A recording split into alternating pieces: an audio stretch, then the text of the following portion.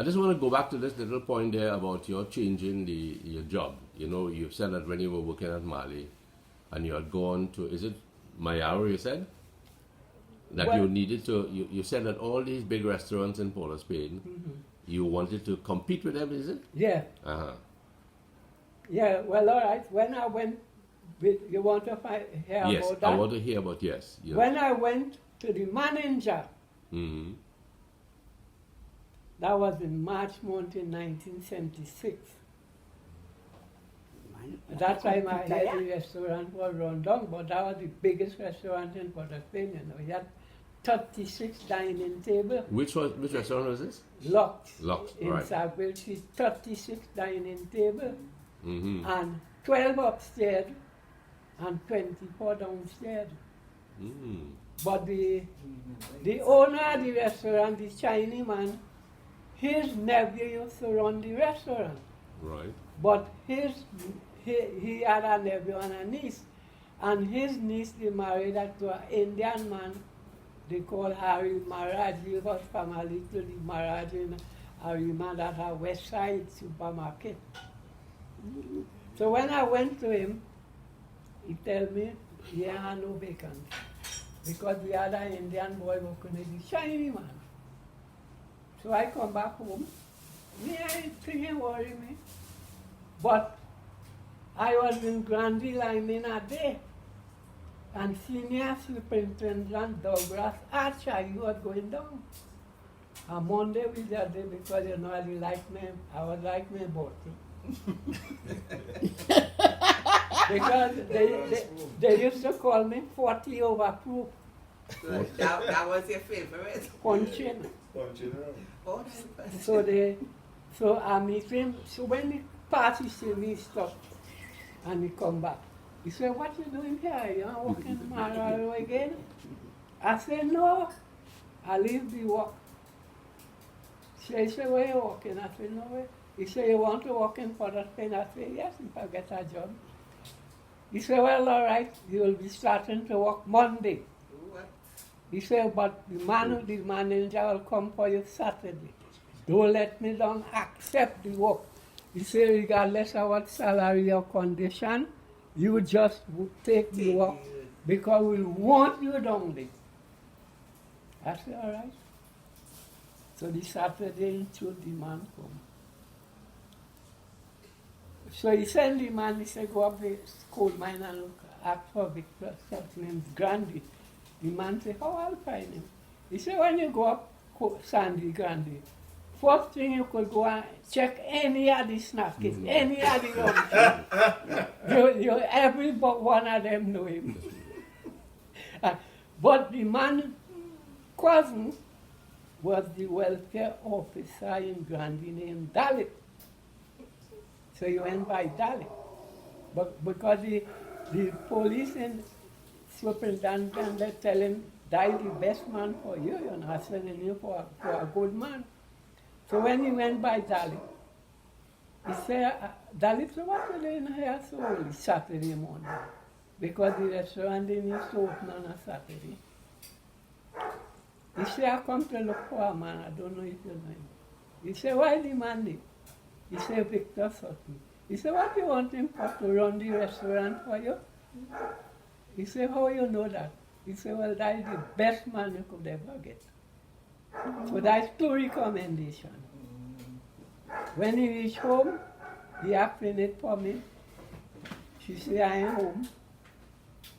Where you going? Go down by Ramdogan rum shop to go meet him there. She said, they say, you're sure you there? She said, I tell you, go down by Ramdogan rum shop. He did drinking. And if he meet you there, the man in charge of the rum shop named John, he will tell you exactly where. So he come and say, remember the man telling me he could go in any rum shop and look for me. So Victor, when did you quit drinking? Yeah? When did you quit drinking? I stopped drinking Yeah. the 16th of November 1984. For your birthday. Correct, and that is the time when baptized just before the convention. Mm. Convention those days was it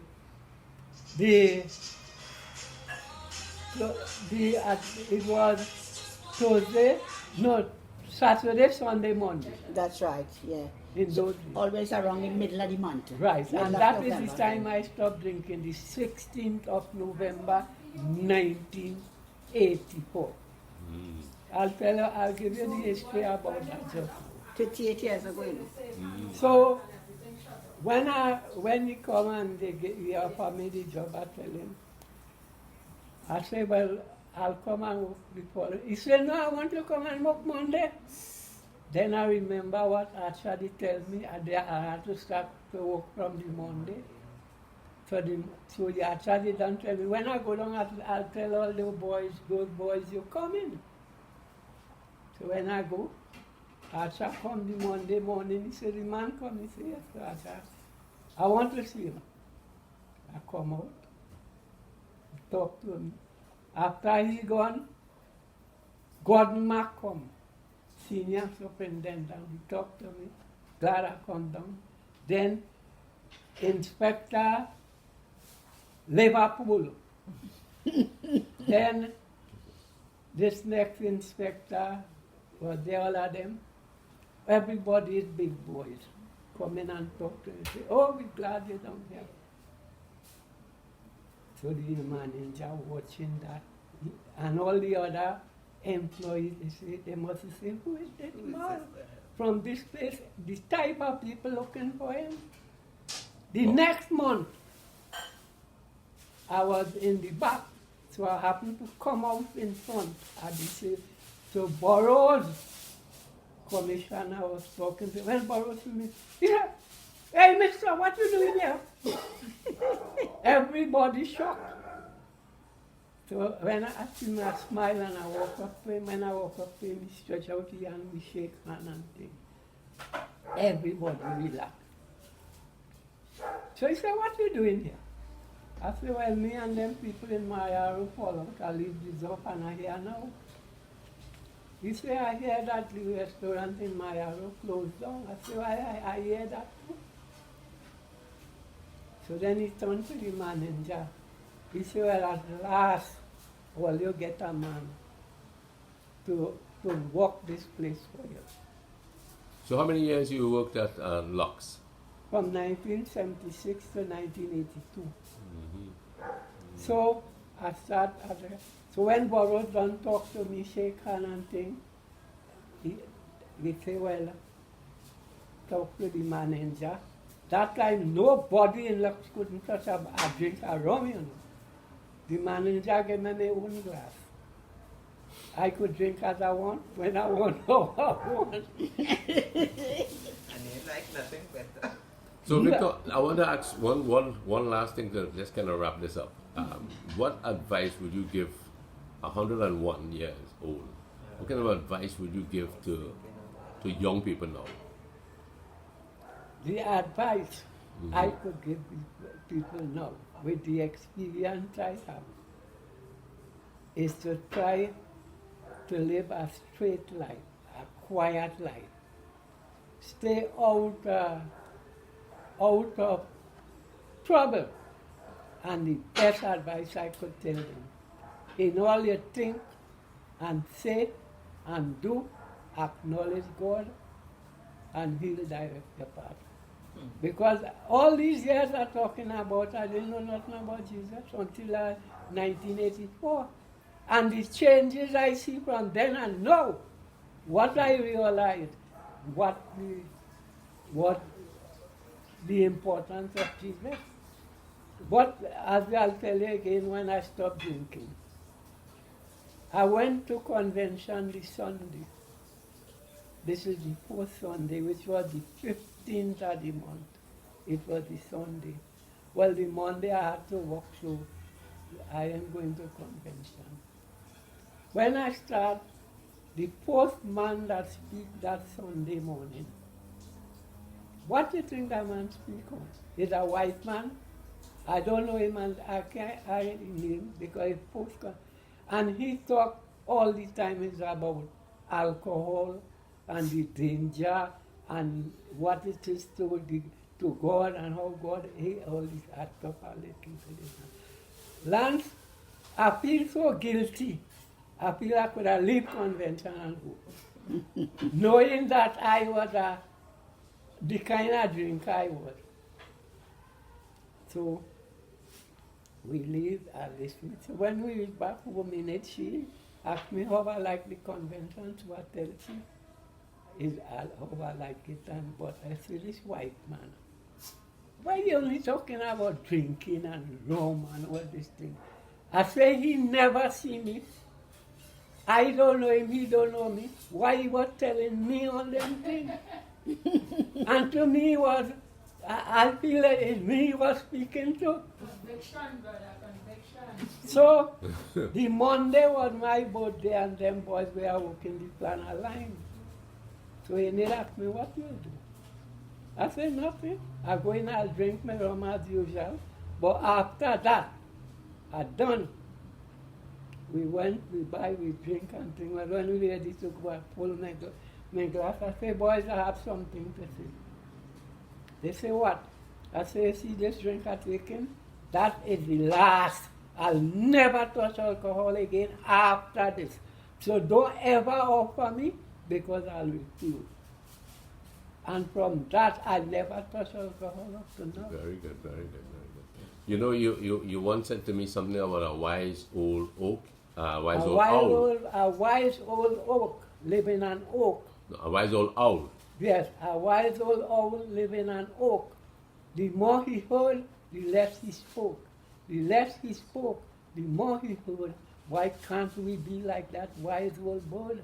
Very good. And memory like that, eh? Luan, excuse me. Yes? Can you just give me 1 little second, please? Sorry to call you away from the kitchen there. And that kitchen smells pretty good already, yeah? Yes, I could give you. But look at when with me and in 1948, when the second child born, I tell she, well, girl, you know I did promise you something. She said, what? I did promise you to put a ring on your finger. I'll marry you. So go and tell your mother to make preparation for the wedding. And anything all you say, I will agree anything all you agree. But all of them was Catholic. If you understand, I'll be hanging. They tell me the priest wouldn't marry me because I'm non-Catholic and all kind of thing. I say, well, as far as I'm concerned, the priest is Catholic, I is none, but he can't tell me what to do. You are a rebel, man. What the day we went, when we went to the priest, he made us sit down and he had because he really priest was married. He was clean, he said, I don't think he come here, but I don't see him. I said, me, father? He said, yes. I said, well, I ain't belong to here. I said, I am not a Catholic. I come here to be married. Let me tell you something. After we married, you ain't seen me here again, you know. I'm not coming back here. I ain't have telling you I come didn't back. send somebody for you. I'll lock you up. Yeah, I say I'm not coming back here. Franco meant you, but The priest watched me. He watched me. He said, what about sheep? I said, Father, you done see already, you don't see she? Well, you'll see she as usual. Victor, I just want to, sorry to interrupt you, but I just want to hear from your granddaughter, Luan, here, what she has to say about her grandfather, 101. Oh, there's so much. I know.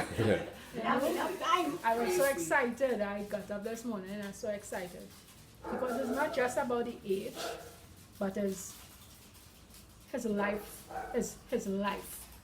You understand? He impacted us to become who we are today.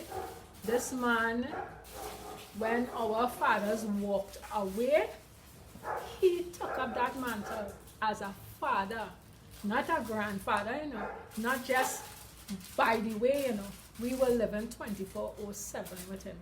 And I could tell you, every pension, he made sure everybody had a slippers on their foot. Everybody. When it burst, everybody got new slippers. Every month. We had food to eat. We had clean clothes. We didn't have luxury like, but we had everything we needed. You understand? He taught us to cook. Every family have at least one cook. At least. Right. You understand? My family was blessed with more. You understand? Shelly and them, their family were blessed with more. But Grandpa loved us. His love for us was exceptional. He's not a man who would say he loved you just so, but he would show you he loved you. And that is what I find is most important, because a lot of time we say we love and it's just words. It's the action that counts. You understand? I love that man to death. I'll do anything for him, anytime in a heartbeat. Well, you and your husband are certainly doing that today, yeah? I don't play. Yes, yes, Today is 101, and I could not have let the time pass and we didn't celebrate him. Yes. And it's not about the birthday, but we celebrating life That is true. and wisdom. You understand? Look, I can't even remember some of the things happened last week. The man remembering things happened since he was a little kid though. Yes. That's awesomeness, and that's God's blessing. And it's something I tell people, I say a lot of us look at blessing as material things, and we look for money, we look for a house, we look for a car. But that's not blessing alone. Blessing is life. And my grandfather, he was never rich, but you know how much people wish they had made 99 or 98? He made 101. And if that's not blessing, well, then something wrong. That's blessing. That's his blessing. And not just 101. And we have to do everything for him. And we have to hold him. No, he's up there, intact. It's intact. I think we need to preserve his brain somehow. Yeah, I want it. You want it? I want it, but this brain I can move any mountain. In 1924, Oh, God, she got one again. 1924. when we was in Cedars Road, that time the vampire bat was spreading this rabies sickness. You know how we used to sleep? In a rice bag. Because the bat only used to bite your toe. He never bite no other part of your body but your toe. And when it's sucking a cow, it's the only the nipple, it is a cow, and the ears, nowhere else. And you sleep like that. And in those days, no house in a door, you know. You see, like how you have your shower and you had a curtain in front of it. Yeah, that's how it is. That was what the door we had in we house, you know, up Freeport. Well, anyway, Victor and Luan and your husband, Jason, thank you very much for having us here today. Yeah, man. Roy, Adi? Yes, we really do appreciate it. And Yes, I'm so glad to see all you here today. You won't believe. And certainly, This is something I had to do, Yes. because I know he longed to see you guys.